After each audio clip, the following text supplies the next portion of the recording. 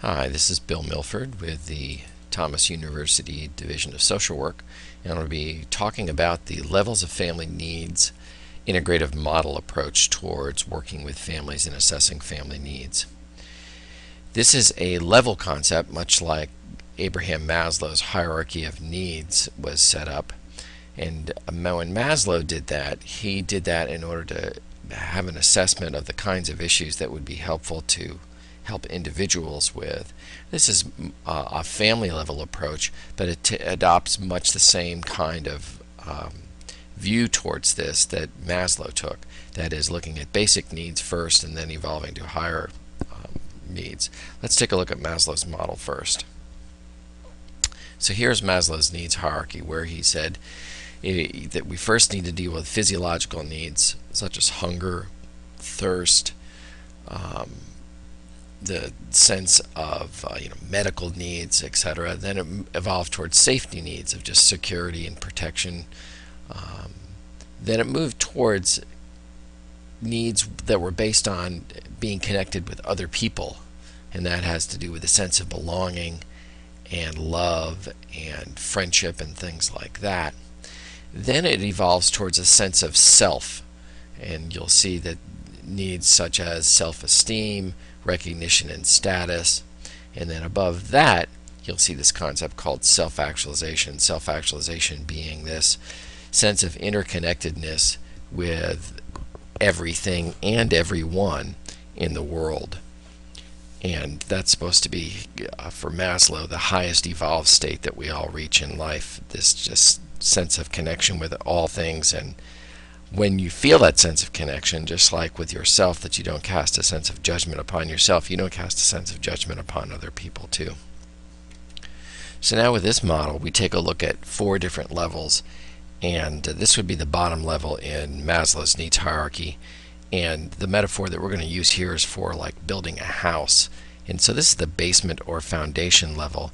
And for here, when you see a family that is dealing with basic issues of survival, food, shelter, basic, if we don't get this, then we're worried that we're going to become sick, we're worried that we are going to be hurt, we are worried that we are going to be ill. Those are issues of basic survival. And for here, the social worker's focus is going to be on the strength and resources of the family, because when someone has so little, you're going to feel like you're going to need to do everything for them. So when you take a strengths perspective, you can begin to assess what they can do for themselves, which will save you a lot of work and help them to build their self-esteem that they can provide for themselves. Level 2 evolves up a little bit, and the metaphor for this is the basic structure or framing of the house. That is, how well is the structure or support within the family together. And this has to do with, again, the structure and organization of the family. How well defined are they, and how strong are the component pieces? The mother's role, the father's role, the children's role, other folks who might be connected in the family. And here the issues for a family have to do with appropriate limits and safety and security. And this is not just safety and security from outside forces, but safety and security within the home. That is there affection shared so that children feel truly cared for and loved? And is that the same for the spouses? Does the relationship have a sense of connection between the two spouses? And again, this is going to be a strengths-based focus where social workers are looking to see what can people do for themselves to help build up patterns of support for one another. However, it's important to note that with both level 1 and level 2, that these are very concrete based areas of concern for families. That is, people are truly in need, and this is not so much a sense of thinking and problem solving, like how can we create strategies that are going to assist this family. It's more, here's what needs to happen. You need to make sure that this person doesn't go into this person's room, and that you get a sense of privacy and safety for folks. Level 3 talks about placement of walls and doors, and this has to do with the issues of boundaries within a family. That is, how can people negotiate their own life within the family? And here the issues are privacy, access, and space. And the social worker's focus on with the boundaries has to do with understanding relationships and how people allow each other to be who they are within the family. Boundary issues have to do with where do I stop, where does the other person begin, how much of something can I do before somebody else steps in and says that's not your role, or this is sort of territorial. Level 4 is sort of the furnishing and decoration. So this is the higher concept within this model. That is, you've got all the basics provided for within your house, and now what do you do to establish who you are as sort of a person? And this has to do with quality of life issues.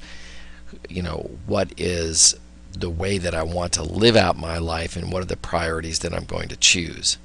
And here a family is dealing with how they are going to evolve to live together. You know, how do they provide support for one another so that they can all keep truly enjoying their lives and developing who they are as individual. And so this is more, and level 3 and level 4 are both more problem-solving strategies for the social worker. That is, to deal with issues of negotiation between family members and in issues of inner turmoil that they might have, where people could be talking about things. You're more apt to be doing things in the first 2 levels for a family or with a family, and in levels 3 and 4 you're going to be dealing with much more problem-solving issues. So here it talks about the focuses on inner conflict for family members, problems they may be having, intimacy, self-actualization, like Maslow referred to, in terms of people being who they truly feel like they are called to be in the world, insight and yearnings. So as we deal with intervention criteria with families, we want to start by dealing with the largest unit first. That means we want to deal with the most people first. Why? Well, first of all, it's the most efficient. That is, you can get the most done by dealing with everybody. And as you can see that the family is unable to cope within that setting, then you can move towards smaller units, dealing with maybe the parents or the adults in the household, then working with individuals. Now notice how this is different from, say, a systems approach, which talks about dealing with the whole family as a unit, and then establishes a sense of balance and homeostasis within it, where you want to upset that homeostasis and then deal with the resulting chaos and then restructure the family. This talks about dealing with units that are going to be the most functional and that can absorb the most change. Also, as a rule of thumb, you deal with the most concrete orientation, and then as that fails, you move to the most abstract, and that will get you the easiest way of working with something. So that, like, the most concrete orientation is a behaviorist model, which looks at observable behavior, and you see what the benefits and reinforcements and costs are within a given environment. Then as you move to an experiential level, you're dealing with thoughts and feelings and how people have experienced things. And historical is interpretations of the past. So we start with the most concrete to see what we can get done in terms of physical action of things. So let's do this and see if this works better. Then as we've maximized that, then we start to move more towards feelings and insight and understanding. This is the peel the onion approach, which means that we take off as many layers as we can to get down to the core. But because we're an outcome-oriented profession, what we want to look for first is, let's do the least amount of effort to get the most amount of change and get the outcome that we want to achieve. So our summary here is that the level of family needs model is correlated along with Maslow's hierarchy, there should be a Y in there, of needs. On each 4 levels, there are separate needs that are established. However, you should not look at as one to the next to the next to the next, you should see it as a continuum, and that is that various levels will spill into one another, but you'll get a general approach of how you want to look at it. The first two levels emphasize looking at a family's strengths and doing, rallying their resources in order to create a good intervention. The top two levels emphasize problem solving. First two levels are very concrete. The top two levels are much more sort of metaphorical and have to do with sort of feeling-based issues. What's good for you to know is, how is this theory helpful to you as a social worker? Well, first of all, it gives you an instant assessment form. So when you get a family coming in to talk with you, while you might deal with the systems approach and say, I'm looking at how these people all interact with one another and how they maintain the sense of problems that they've got, you could use the level of family needs model to instantly see what kind of assistance you're going to be providing them. Therefore, if they start to describe to you basic issues, that would be down on the bottom of that hierarchy, you know that you're going to be doing very concrete work and you need to be doing a strengths assessment.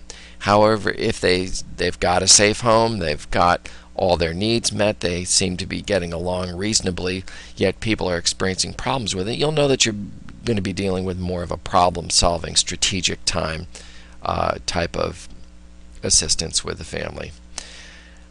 Second, I would ask you, how does this apply to your own life? Take a look at incidences that have occurred in your own life, and how do you feel like your family was when you grew up and what your family is like now?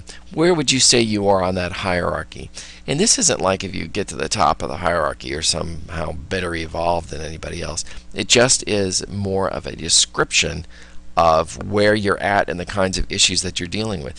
And believe me, if you all of a sudden somebody gets a medical diagnosis of cancer and the family is freaking out, all of a sudden you're down to the bottom level because you're all dealing with issues of basic survival and need, and that's how the family sort of regroups itself.